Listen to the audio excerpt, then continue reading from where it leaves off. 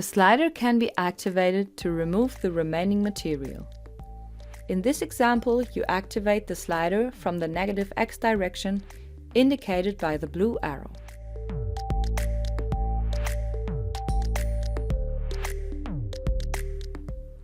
When the calculation is started again, the slide geometry is determined fully automatically.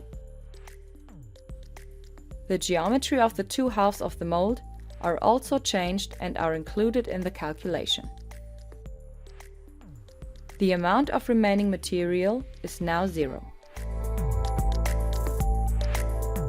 To examine the geometry of the slide, click on the symbol for the corresponding slide in the list.